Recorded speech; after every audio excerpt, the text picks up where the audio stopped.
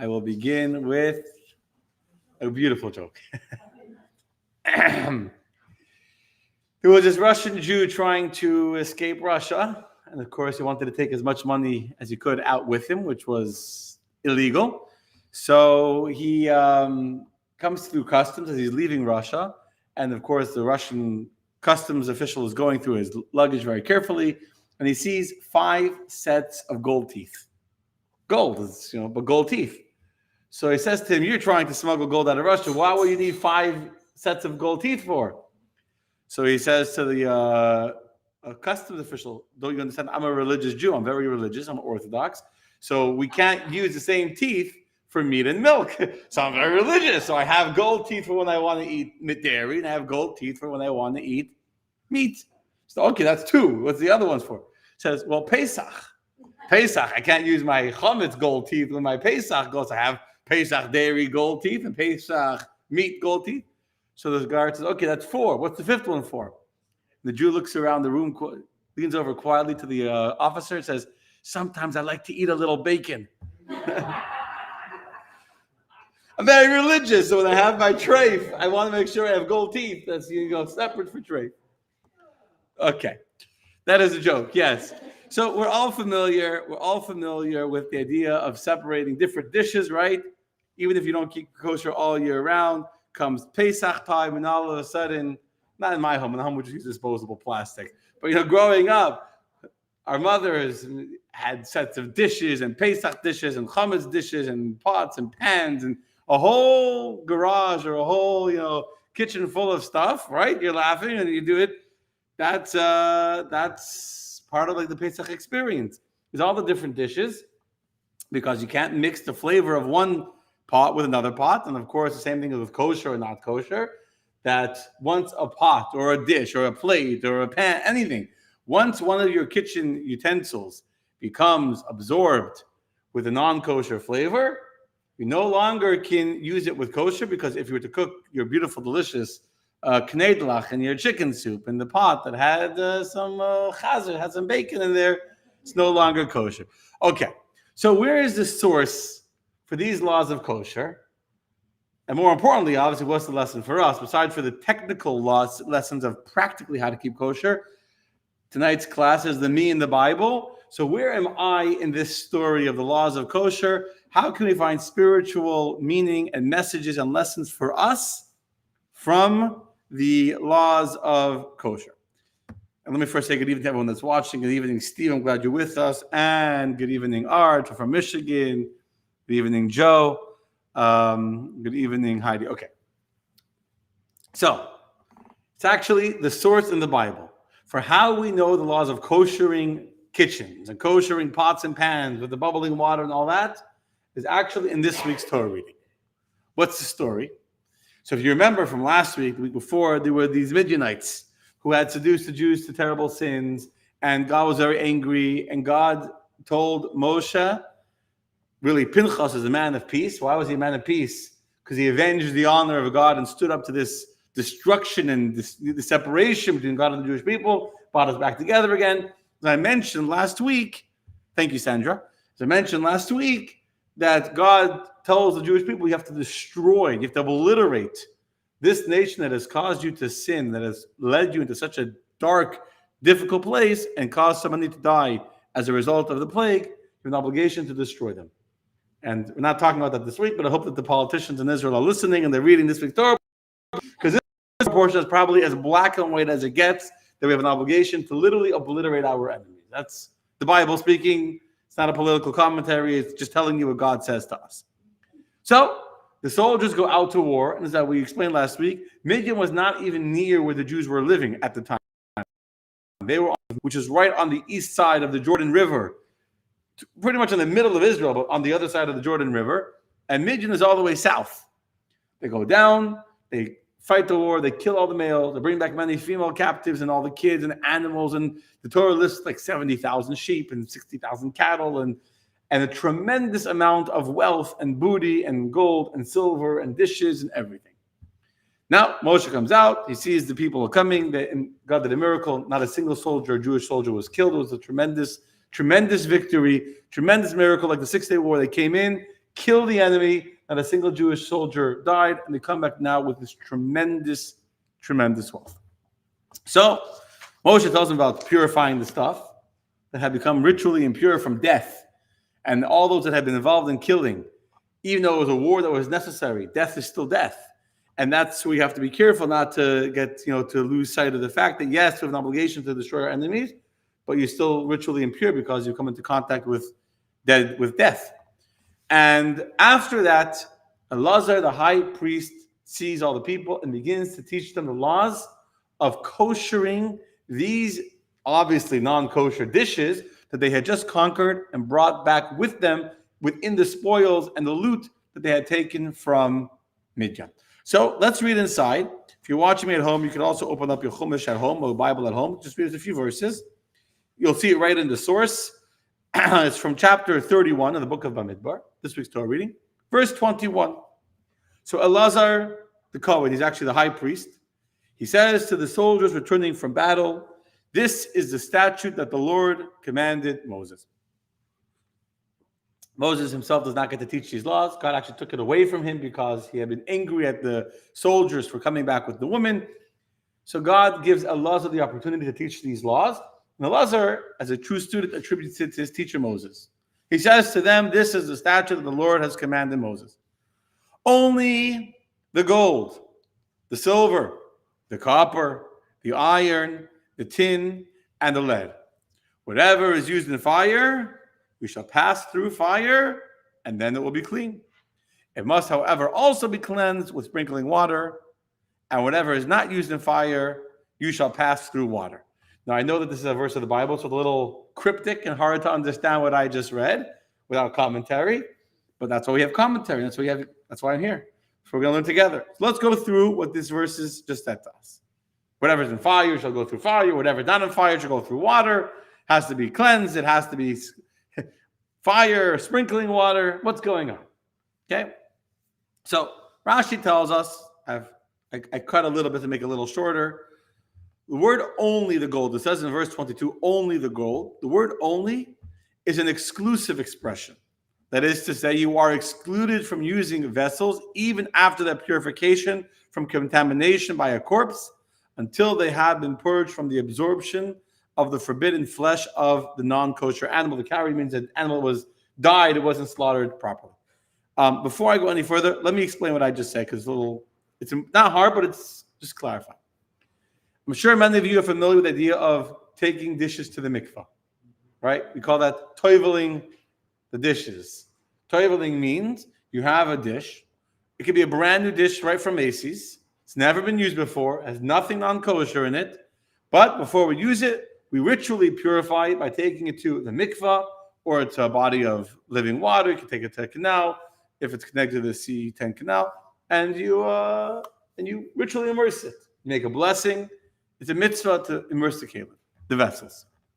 This has nothing to do with the laws of kosher. It's important to clarify. This taking of dishes to the mikvah has nothing to do with if this vessel is kosher or not. So you bought a brand new from Macy's, doesn't need to be kosher. It still needs to be purified in the mikvah. Now, let's say you have this beautiful pot. You've had it for 3 years, and then one day someone made a mistake, and you've been cooking chicken soup in this pot, and now someone cooked macaroni and cheese. And now you have milk cooked in your meat pot. The pot does not need to go back to the mikvah.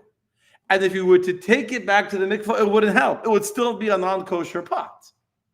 The only way for this pot to become kosher is to expunge the flavor of the milk and the meat that has been absorbed within the walls of the pot. We need to expunge this flavor, and that's what we call koshering the dishes. If you've seen dishes being koshered, you got to dip them into boiling. Not hot water, bubbling hot water. It has to be bubbling hot at the moment you put it in. You see the bubbles, you put it in, and then you're ready to take it out and put it into cold water. This way, because if you just let it sit, it will reabsorb. You take out it's cold water, and this bubbling hot water it expels or expunges rather the flavor coming out.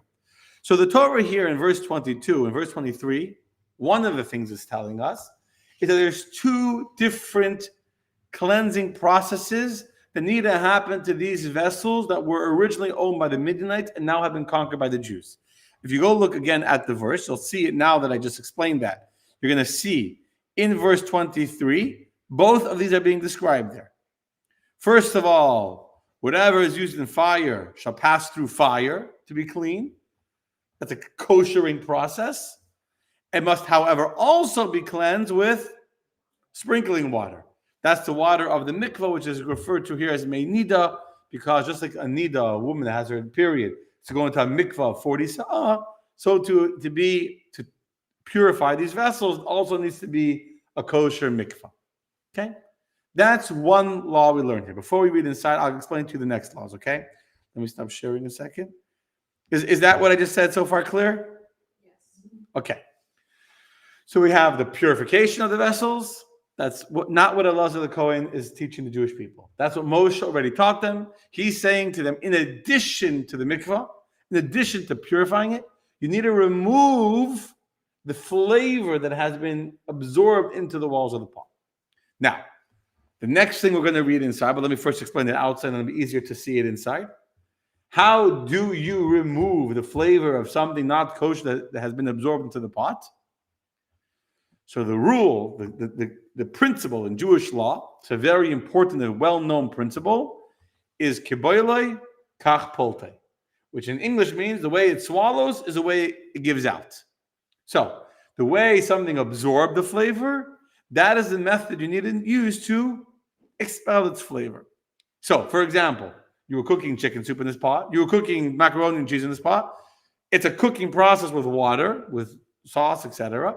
And therefore, the way to remove the non-kosher flavor in the pot is with bubbling hot water.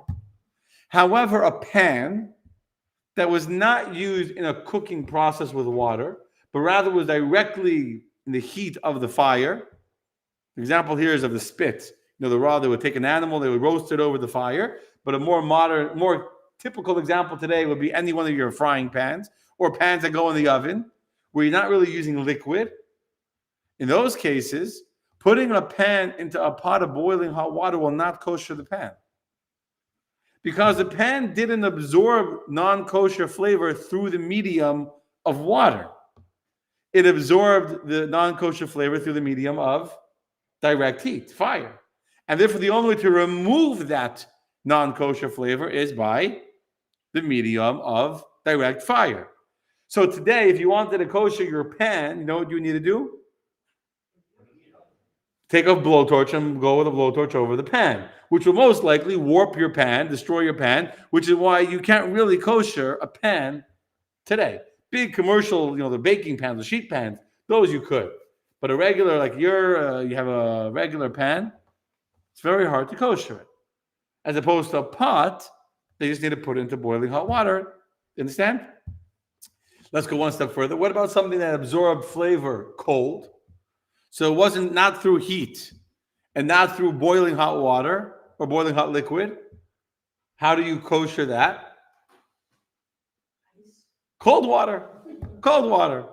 So, for example, if you went into a bar, for example, you're in the airport, you're in a bar, and they're serving you a cup of beer. Beer is an inherently kosher product. Assuming it's a domesticated beer, it's not, it's an inherently kosher product because it's just made with fermented grain or wheat or whatever it is. They don't add other. So you're getting a cold drink in a cup that is only used for cold. They don't ever serve coffee in a beer mug or in a wine glass, right? No bar has ever served coffee in a wine glass. Not yet. I'm saying, even though theoretically it may have possibly happened, it's not the way it's done.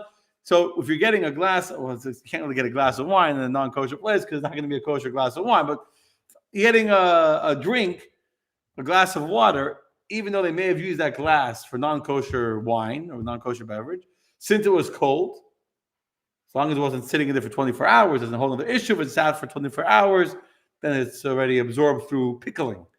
Pickling is another way of absorbing. So how would you kosher something that absorbs flavor through pickling? By letting it soak in water for 24 hours 3 times. You do it for 3 days. If you've ever seen your mothers or grandmothers do it, you can fill up a bathtub with all your glasses. You want to kosher all your glasses. Fill up your bathtub, put it in the stopper, Fill up the whole bathtub with water, regular water, not boiling hot water. Let it sit there for 24 hours. Drain the water, fill it again, 24 hours, drain the water. A third time it sits for 24 hours, and it is now kosher. So a meat knife that you use for butter, you can put it into boiling hot water, or you can stick it in the ground 10 times. Where did that come from? Where does the idea of sticking a knife into the ground come from? Because how did the knife absorb flavor? By the pressure of cutting through a thing. There was no heat, right? Let's say you use a knife for butter. There was no heat involved. But you cut it. So, not with something spicy. Cutting spicy is different. If you cut an onion, it's different. We'll talk about, let's say, regular cutting. There was no spice and there's no heat. So if there was heat, putting it in the ground won't work because it didn't absorb only with pressure. It absorbed with the heat, and the heat is even more. But if the way the knife absorbed the non-kosher flavor was the pressure of the knife pushing through the non-kosher cheese, so therefore the way to expel that flavor is by pushing that knife into the ground. And that's the idea where you've heard of this, again, if you've seen your mothers or grandmothers doing this, he saw his wife do it. Okay. I remember there's a whole story now. Someone was like about his mother sticking knives in the ground, forks. There's some famous comedian that was talking about like how his garden had like all these dishes, all this like cutlery, right? There's some comedian has a whole thing on it. They're like, has a garden full of forks and knives. Like his mother, every time his father, because his father, I don't know who it is, there's a comedian. Someone was saying this whole story. His father would always break the rules. His mother would keep on sticking all the forks into the ground. What about the plates? My grandmother buried plates. It doesn't have anything matching. Burying plates doesn't help. That's already china. That's not metal. And what we're talking about here in this week's Torah reading is metal. Gold, tin, copper. What's the whole list over here? Gold, silver, copper, iron, tin, lead. We're not talking about earthenware. That's china. China is a whole different story that's not being mentioned in this parsha because it's not. Okay. So you guys are almost all ready to become rabbis and start koshering kitchens. You got the basic. That's the principle. I mean, all that in Hebrew is 3 words. Everything I just said in the last 10 minutes in Hebrew is 3 words. As it absorbs, that's how it expels. Okay. So now, if you were to read that in the Rashi, so let's go back now. Let's share my screen one more time. And let me say hello to everyone that's watching from all over the world. It's good to see you all. Thank you for joining us. It's beautiful. So we're going to go back to the Rashis here. So I'm not going to read the first one again. You got it. You can read it again later. Whenever is used in fire for cooking anything, meaning if it was used with liquid heat, so it should pass through fire, meaning boiling hot, bubbling water. It is purged in the manner it is used. If it is used in hot water, it must be purged in hot water. If it is used for roasting, such as a spit or a grill, it must be made to glow in fire, meaning you need to make it so hot that it's red hot. Which is why if you were to do that to your pan, by the time your pan got red hot, it would also be totally warped and be red hot in a very new shape. It wouldn't be the shape you had in mind when you bought it. And whatever is not used in fire, anything which is not used in fire, such as ewers, I have no idea what ewers are, cups, jugs, all of which are used for cold food, and do not absorb forbidden food through heat, they shall be passed through water. He immerses them, and that is sufficient. This refers only to metal utensils. I already said it's not referring to earthenware and clay, which is a separate category. Okay, my friends. So now you all know the laws of koshering vessels, and this all comes from, you know what? Let me go back. You just go look one more second. This is the laws that Elazar said to the Jewish people when they came. We go back now and you read the text. Now you'll understand it. In verse 23, where he says to the Jewish people, whatever is used in fire, if it absorbs flavor in fire, shall pass through fire, and then it'll be clean. Must, however, also be clean with sprinkling water. And whatever is not used in fire, meaning it's cold, just put it into cold water, and that's good. Here is the source of all these laws of koshering that we have to know. Okay. So, is this part clear? All you watching online? Earthenware vessels, I see a question about earthenware vessels. Earthen cannot be kosher. It does not, when it absorbs flavor, it does not expel it, and therefore it cannot be kosher. And that's why if your mother has grandmother's china, the only way to kosher is to put it back into a kiln, so it gets the level of heat that it had when it was made. But regular bubbling hot water is not going to work. Clear? Robert says clear. Okay, so now we get to the good stuff. You guys ready for the good stuff? We're going to say a prayer for Rivka to have an open heart surgery tomorrow. Okay, should be only health. It doesn't have to be sheer. It doesn't have to be cold water. When I said cold water, I mean that it's not hot. Room temperature. It's not boiling, bubbling hot water. It's just regular water. Okay. Fine. So, me in the Bible. What, my friend, is an unbelievably important life lesson for every single one of us that we can learn psychologically in our own lives, in our own self-awareness from these laws that Elazar teaches the Jewish people about how to kosher dishes. Wondering, huh? What life lesson, what halacha, Judaism, I should say, Judaism is not one-dimensional. So yes, the laws of Judaism are very technical, very practical, and very important on the one dimension, but that is not the full extent or depth of any law in Torah. Every single law, especially the way the Rebbe looks at the Torah, where it's a true synergy and harmony and blend of all different ideas coming together, and you see every part of Torah is interwoven with every other part of Torah. Every single law of the Torah can teach us lessons and messages and inspiration in how we are meant to be better people and understanding our own psyche. But for sure, a general principle. What we discussed now is not a detail. I gave you really the foundational building blocks upon which many of the laws of kosher are established. So what, my friend, is a lesson for us? Not one, not two, but three lessons for us from these. I'm on fire. Just wait. Okay. Ready? Here, my friends, is the lesson. First lesson is, many people will tell you that as long as you're clean on the outside, it makes no difference what I'm feeling or what I'm thinking or what traumas I'm dealing with inside. And the Torah is telling us long, long, long before there were psychologists and psychoanalysts and before Freud and before people understood that you can be carrying trauma for many, many years or carrying deep things that are impacting insecurities, fears, phobias. The Torah is telling us that flavor you absorbed last week, last year you ate treif. Last year you had a mixture and you contaminated yourself and you ate bacon. That which you absorbed, we're talking not only about the food that you digest, you personally digested. That which you allowed to become internalized within yourself remains with you. And it will resurface and it will add and flavor and influence what you're doing today. I mean, today, anyone understands this. It's a basic idea in psychology and in therapy that a lot of our behaviors today are influenced by things that happened to us many years ago. And the Torah is telling this to us by telling you that even though the pot is clean, you don't see any chicken or any milk in the pot. It came out of the dishwasher. It looks clean. But yet, Torah is telling us, don't just look at the outside. Don't just look at the surface. Look on the inside. What has it absorbed? What emotional baggage? What feelings? What thoughts? What traumas is it carrying that is still going to impact and resurface and influence and impact the way we continue to behave moving forward into the future? And there are so many ways of applying this. So many ways. Like I don't even know which example to use because there's so many, and you don't want to limit it to one way.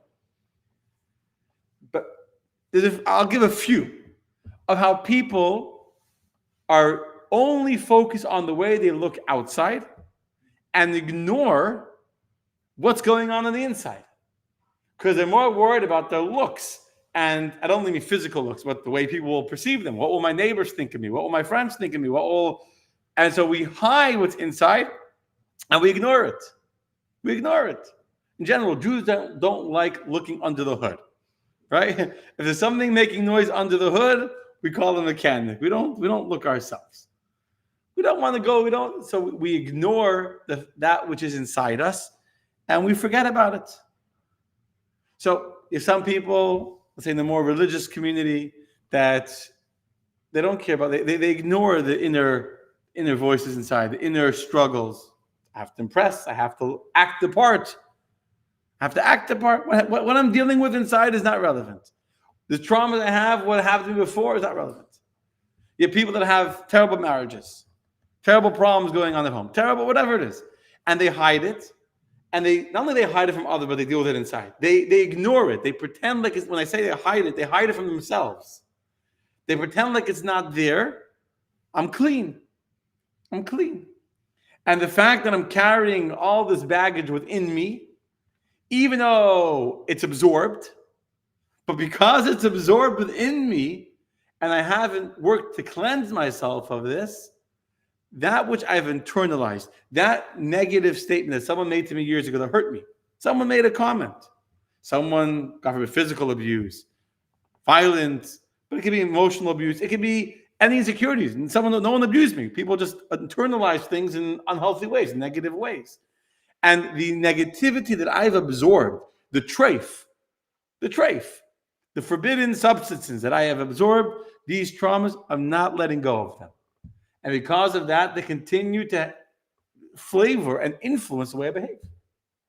Yes? No? Maybe? Question? Comment? Yeah, I just don't know why you can't just get rid of yourself of it. Like, just move on from it, you know? So, some people hold on to stuff, some people move on from it.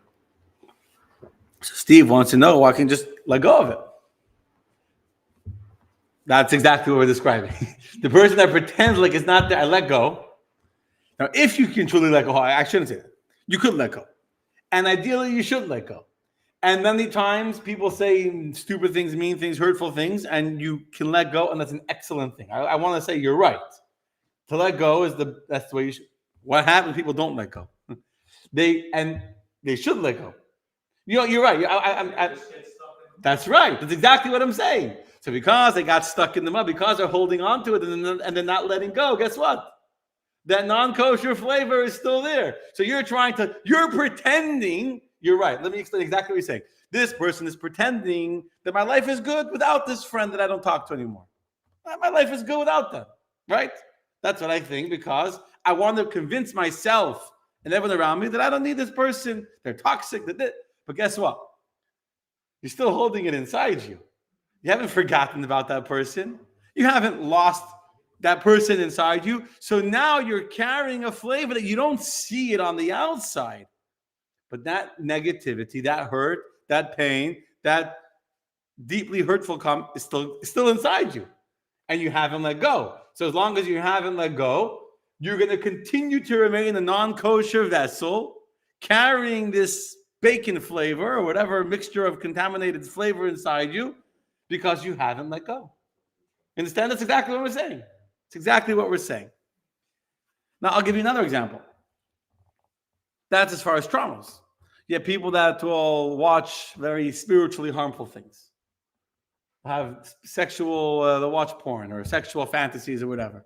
Now, I'm not doing anything. If someone told, I'm not doing anything about it. I'm just looking at bad stuff. If you think that you can look at that and you've absorbed it and it won't influence you and it won't have a flavor on you, again, the whole point of the laws of kosher is to show you and to tell you that what you absorb and what you see and what you listen to has an impact on you. And today, slowly, the world's recognizing this, that Disney was able to influence an entire generation of people. Why? Because we're absorbing. Every time you watch anything, you watch any movie, you're absorbing certain flavors that become subtly a part of your consciousness, a part of your thought process. But for sure, something treif, something that's powerful, something that was forbidden, that becomes, especially if you absorb it and you hold on to it, if it's inside you and you don't work on cleansing your heart and your mind and your thoughts from these negative, unholy, unkosher thoughts, then you're going to have a non-kosher flavor inside you, continuing to have an influence on you, even though no one else can see it. Okay? That's the first message for us from these laws of kosher. Don't just look at the outside, look on the inside. Look at what you've absorbed a year ago, 10 years, 30, 40, 50 years ago. No one is older than 50, so I don't say more than that. Okay, fine, 52 years ago, right? 70 years ago, you're absorbing flavors, and that comment that someone made to you 50 years ago could still be having an influence on the flavor and the way you are behaving today.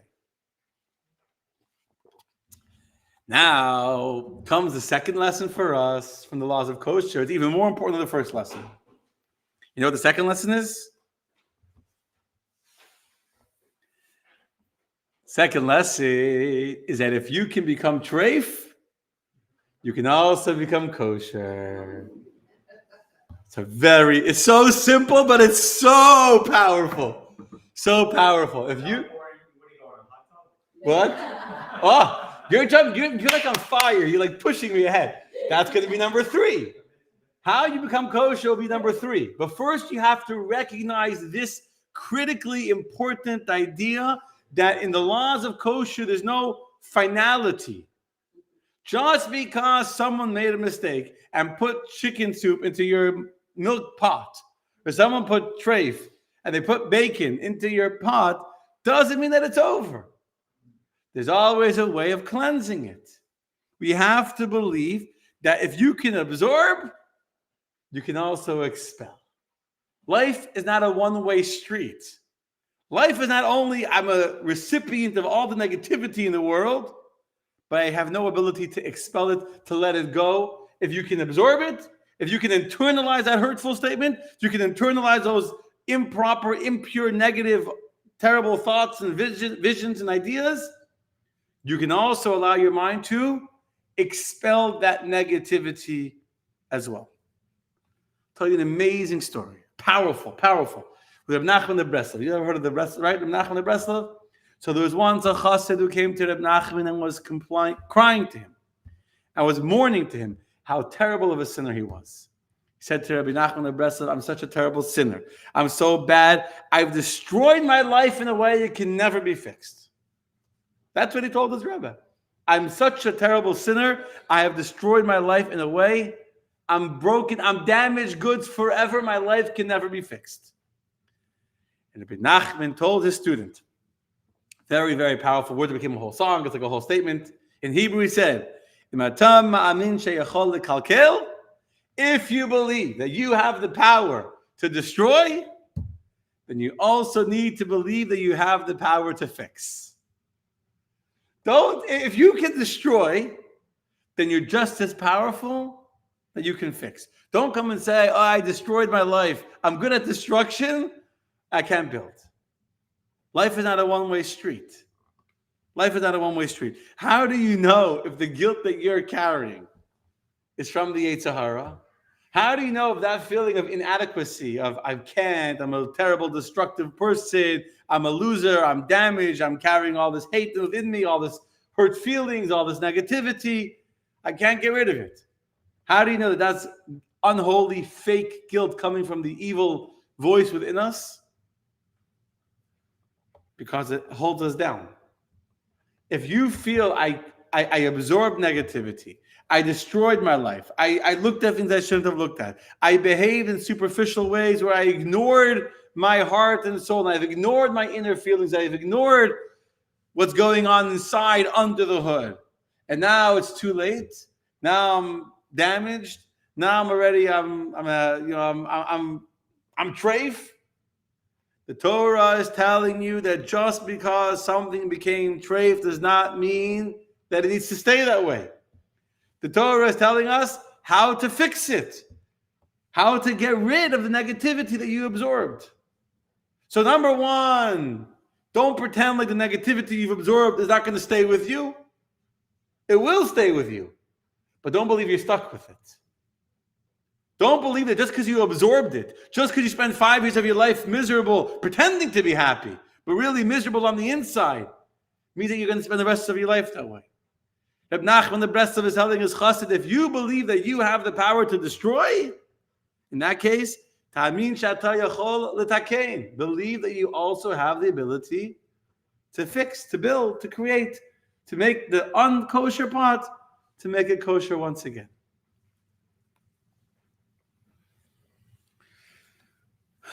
The story, another similar message of Yisrael Salanter, the opposite of Nachman the Breslov. He was also a very holy Jew. He He was one of the leaders and founders of the Muslim movement. And they say a story about him. One night he was walking down the street late at night. Late at night, he was walking home. I was walking from the shul. He passed by the home of a tailor or a shoemaker or someone, and he saw a small little light in the window, very faint, flickering light, like it was barely on. So he looks through the window and he sees that there's a shoemaker, and he's fixing a pair of shoes by like the dim light. You can really see. So Mishallah Salanta says to the shoemaker, look how late it is. He's sitting here with a little bit of light. Probably his store was open. Probably not in his house, like, he's looking through the dining room window. Sitting here, there's a shop on the road, and the door is open, and, the window is open. It's dark. You can barely see, and he's sitting there fixing the shoes in the dark. So why are you still working? Go home. So he tells Rabbi Yisrael, as long as the candle is burning, it's still possible to mend.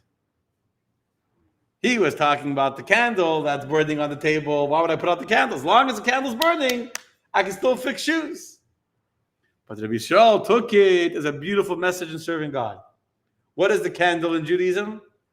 Exactly, very good. The metaphorical soul of God, the metaphorical candle of God is the soul of man. That's the metaphorical candle of God. As long as the candle is burning, meaning as long as our soul is still inside our body, as long as we still have a neshama, we still can fix. It's never too late. There's no such a thing as you became treif, and now you'll be consigned to remain treif for the rest of your life. If you believe you can if you believe you can destroy, you got to believe that you can fix. Beautiful, right? How come the Palestinian people don't get that? What do you mean?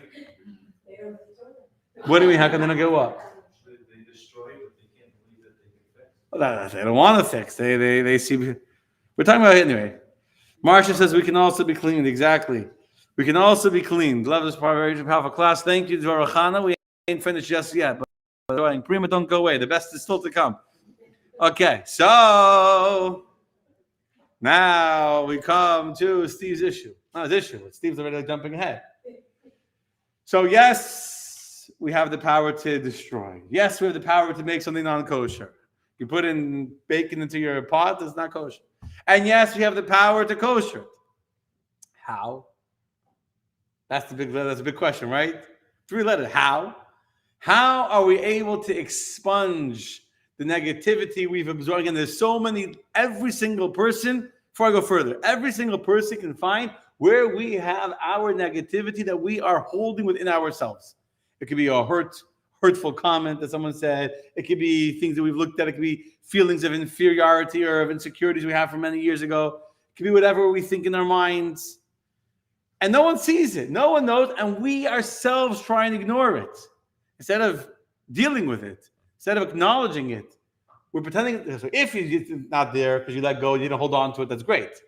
Well, only when I held on to it. You took it inside, you internalized it. Because by the way, a pot could be next to another pot. If there was no heat, and nothing didn't absorb. So how do you let go? How do you remove the non-kosher flavors of your life that have begun to negatively influence you and impact you and expel treif flavor into your life? What's the answer? What are the 3 words the Torah tells us are the secret of making something kosher? Kiboilai, kach poltei. Which means in English, as it absorbs, that's how it expels. Right? That's the rule. That's what we learned. If it absorbs flavor through boiling hot water, how do you kosher it? With boiling hot water. If it absorbed the flavor of whatever treif from direct contact with heat, with fire, like a dry pan or a spit of the fire, you kosher with a blowtorch, with fire. The oven has to be with a blowtorch. You can't kosher an oven with pouring boiling hot water. It has to be with a blowtorch. If it absorbed with cold water, room temperature water, you kosher it with regular water. If it absorbed through pressure of a knife, you kosher it by sticking it in the ground. So the way it absorbed, that's the way you expel it. What does that mean to us spiritually? How do you let go of hurt? How do you let go of negative sins and negative desires and influences that are contaminating you? You got to confront the place from where you absorbed it. The way you took in the flavor, that's where you can face your own demons, if you will, where you can face your own place of darkness, your own place of insecurity, your own place of inferiority, where you've allowed this unholy, negative influences that you've watched and absorbed to become a part of you. That is the place where you can do teshuvah. That is the place where you're able to remove that which you previously absorbed and internalized. You know what teshuvah is? Teshuvah obviously is feeling regret for the past. Teshuvah is verbally acknowledging your sins, because if you can't acknowledge it, you can't regret it, you can't move on from it. Teshuvah is making a strong commitment, I'll never do this sin again. But you know what the ultimate, the greatest teshuvah, when you know that you've done complete real teshuvah, pure, complete teshuvah, says the Rambam, if you go look in the laws of teshuvah. So I'm going to quote you, we're going to read it together, turn over your page, on the other side of the page. The Rambam in the beginning of chapter 2 in the laws of teshuvah tells us as follows. Because the first chapter talks about the verbal confession and regret and commitment to the future and all that you need to do. But who has reached complete teshuvah? What is teshuvah gemura, complete teshuvah? A person who confronts the same situation in which he sinned when he has the potential to commit the sin again. He's in the same place.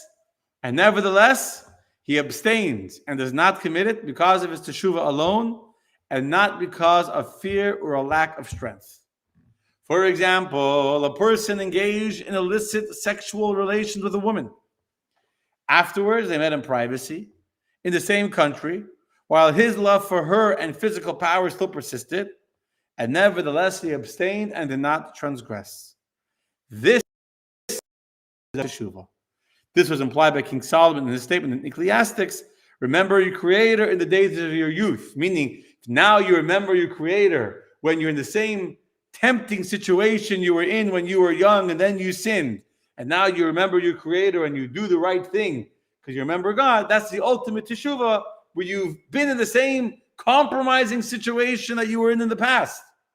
You're in the same privacy, in the same secrecy, with the same girl, with the same temptation, and the opportunity for sin is there the way it was before. And now when you're in that moment of temptation and in that opportunity for temptation, and instead of giving into the temptation, you say, I'm a changed person. The surroundings are the same. The opportunity is the same. But I am different. I'm not the same person that sinned last time. I have changed who I am. So even though I have the opportunity now, and I'm not going to give into the lust, I'm not going to give into the temptation, I'm not going to give into the negativity, I'm not going to give into the pain or the hurt and allow that person to hurt me or to tempt me or to make me feel bad about myself. And I'm going to confront that person. I'm going to confront it in my own mind. I'm going to not remain defined by how I behaved or how I internalized this moment in the past. And instead, I will internalize the same situation differently. That, my friends, is the ultimate teshuvah. The Torah is teaching us unbelievable ways of cleansing ourselves. People go to therapy, and sometimes it's important. I'm not saying you shouldn't go to therapy. For you to try and figure out what is the root, why do you have these negativities, why do you have these feelings? And the Torah is telling us a brilliant insight. It's not enough to just be able to figure out why my mother, they say the joke about this, I have a joke, we didn't say a joke in a long time. These three Jewish women are sitting on the park bench in Miami on the boardwalk, and they're each talking about how much their kids love them. So the first, I said this joke before, but so the first woman says, my son, he loves me so much. He bought me a beautiful chauffeur, a beautiful car, and he hired me a private driver and a chauffeur to drive me around wherever I want to go. I just call up my driver. He comes in his beautiful Cadillac. He takes me around to the movies, to the store, to the restaurant. That's how good the son I have. Someone says, that's nothing. My boychik, he loves me so much that he bought me a penthouse on the water. Beautiful apartment overlooking the water. He pays all the HOA fees and all the condo fees. I don't have to pay a penny. I just live like a queen in the royalty, and my son takes care of all my bills. And the third woman said, garnished. That's nothing. My son, he loves me so much. He goes from the most expensive therapists in all of New York. He pays $500 an hour to talk to this person. And you know what he talks to her about for $500 an hour? He talks to her about me.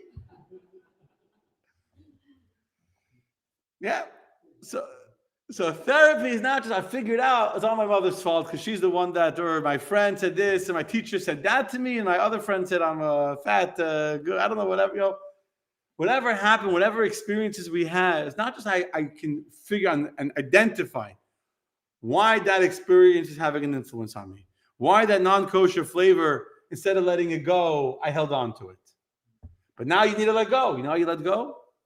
You confront that same exact voice, that same exact situation, that thing that has been pulling you down, whether it's a temptation, whether it's a person, whether it's an internal feeling of, I can't, I'm incapable, whatever it is. And you challenge yourself on that which you feel is your danger zone, where you feel inadequate, where you feel I can't. And that's where you go and you prove I could. That's the way you remove all of that negativity you may have been carrying for 50 years by confronting it in exactly the place where you absorbed it.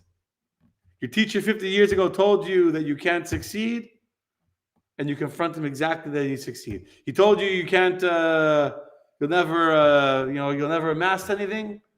He told you that, I don't know, God hates you, God will punish you. And you have trauma and you have a hard time going to shul and you have a hard time praying to God because of that trauma. What 50 years ago your teacher said to you, what your rabbi said to you in Hebrew school.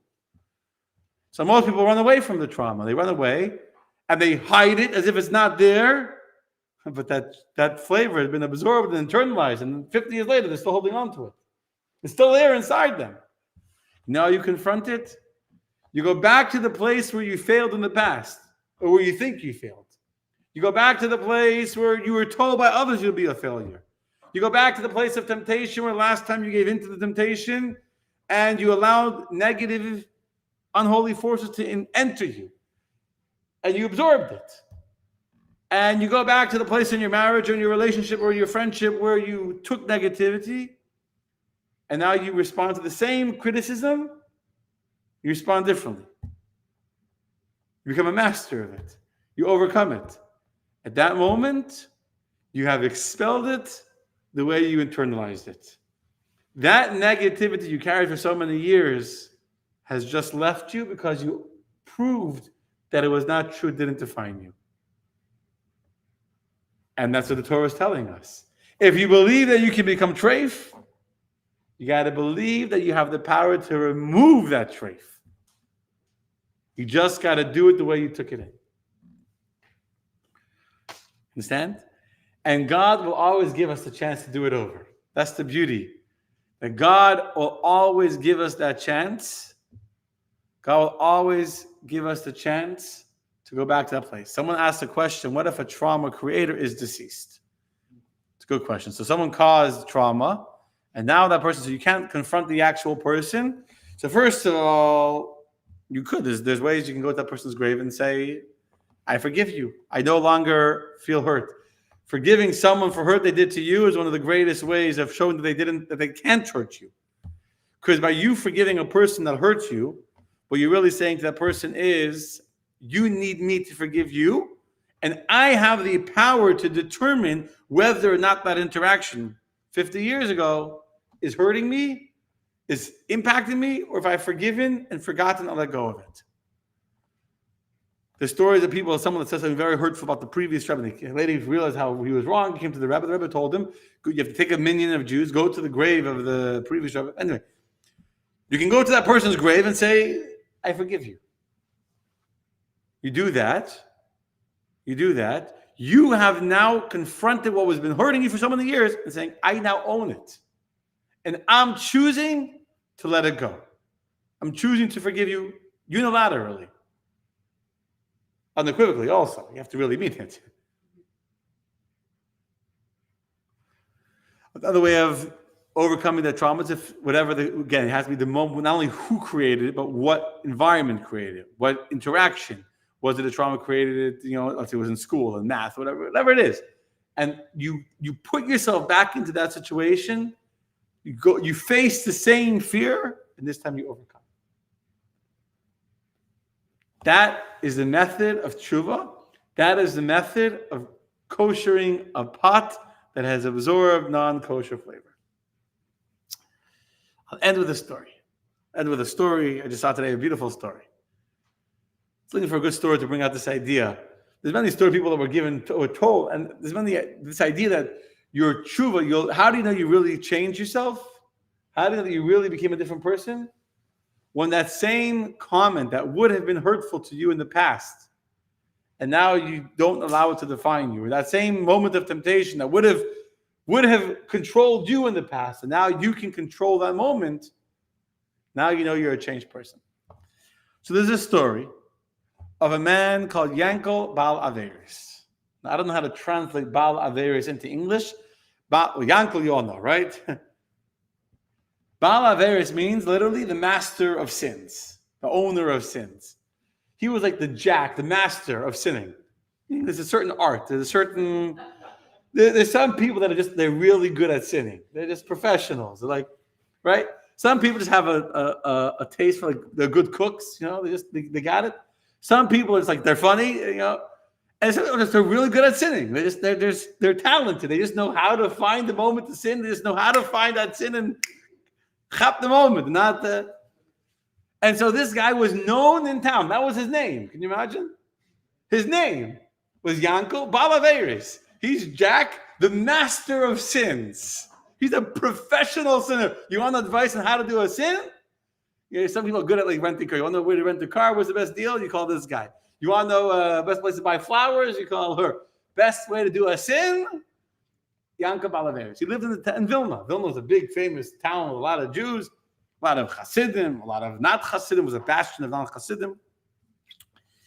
And this guy started to become close to the group of Chabad Hasidim that were Hasidim living in Vilna.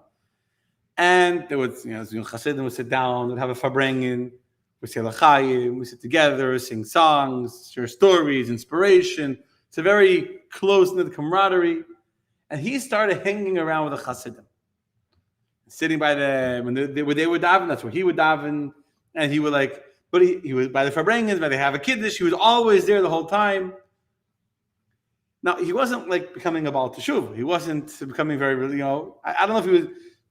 I should clarify that you could be a sinner and be religious also. It's not a contradiction. So he was in a show, whatever. He was hanging out with the Hasidim, but he was a sinner.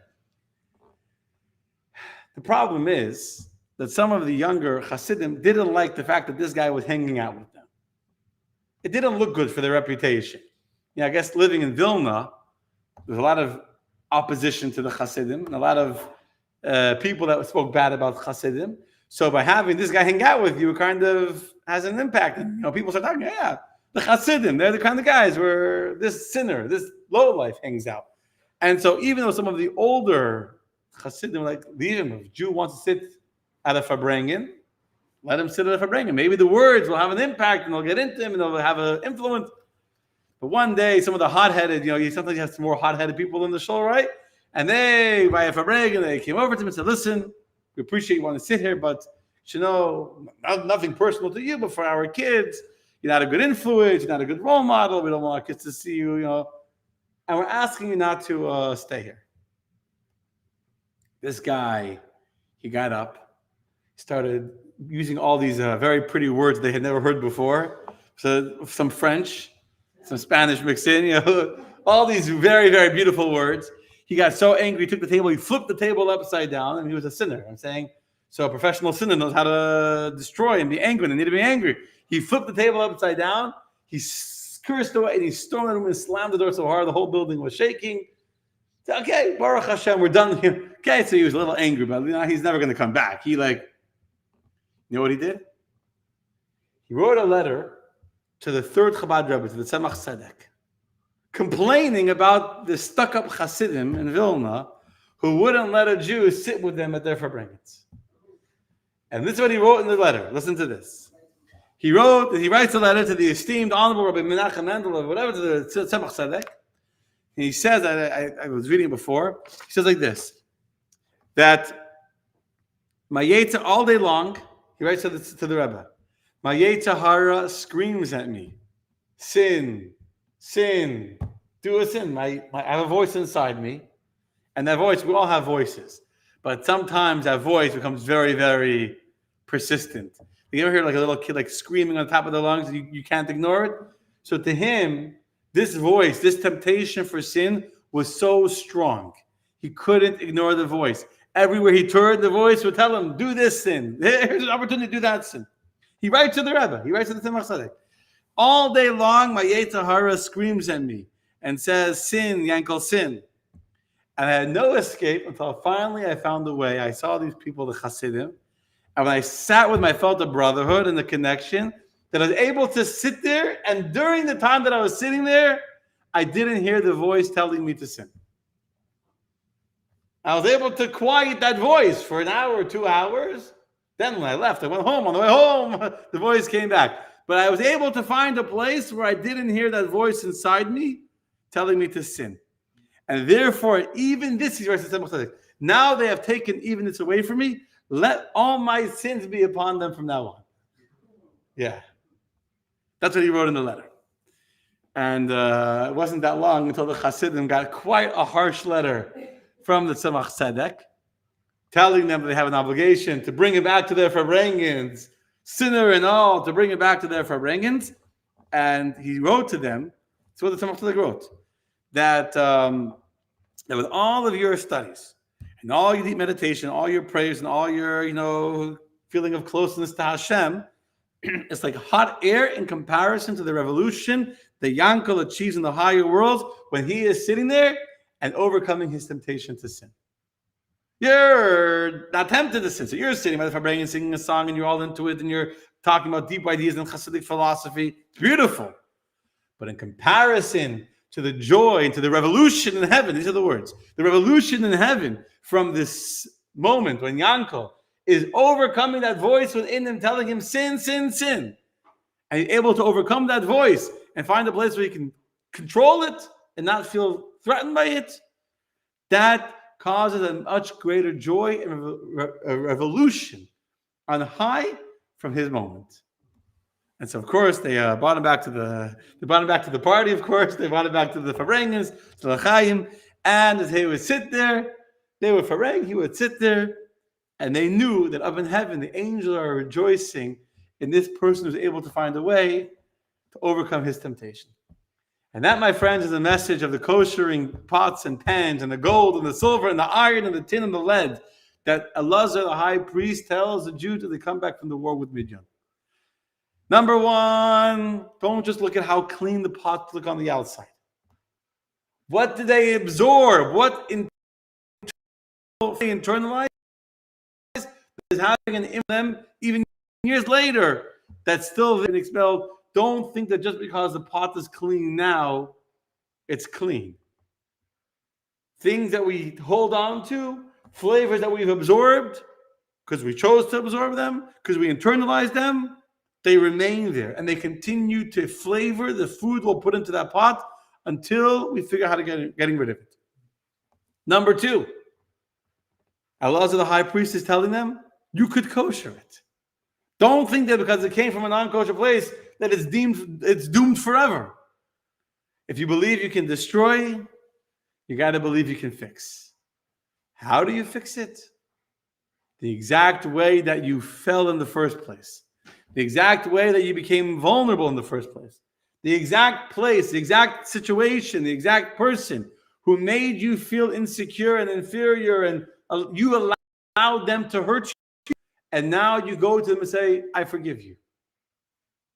That moment that you can go to the same person that hurt you, and you allow them to now create a non-kosher flavor within you that you're still holding on to all these years later, the way to get rid of that flavor is not to ignore it, not to pretend like you don't care anymore when really you do care and you're still carrying that flavor.